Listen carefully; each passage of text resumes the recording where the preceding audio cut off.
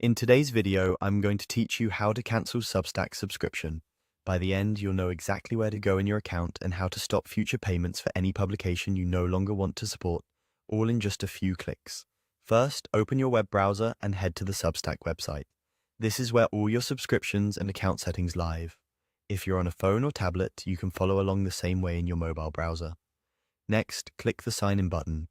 You'll usually find it at the top right on desktop. On mobile, it may appear inside a menu icon. Substack typically uses a simple sign-in flow, so it's straightforward to get back into your account. Now, type in the email you used for your Substack account. Substack may send a one-time sign-in link to that inbox or prompt you to continue in your browser. Just follow the on-screen prompts to complete sign-in. If the message doesn't show up right away, give it a moment and check your spam or promotions folder. Once you're signed in, look for the More option. On desktop, you'll find it in the bottom left corner of the screen.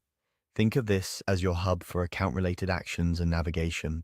If you're on a smaller screen, the More option may be located in a collapsible menu, but it will be labeled clearly. Click on Settings. This opens your account settings page where you can manage billing, newsletters, and publications you follow. Take a second to let the page load fully so you can see the full list of options. From here, choose a writer. You should see a section that lists the publications you're subscribed to. Locate the specific writer or publication you want to stop paying for. Selecting it will bring up controls related to that subscription. Finally, click Unsubscribe. You may be asked to confirm. After you do, your paid subscription to that publication will be cancelled. Typically, you'll retain access until the end of your current billing period, and if the writer offers a free tier, you'll remain on that free version unless you choose to stop receiving emails entirely. If you have multiple paid subscriptions, repeat the same process for each writer you want to cancel.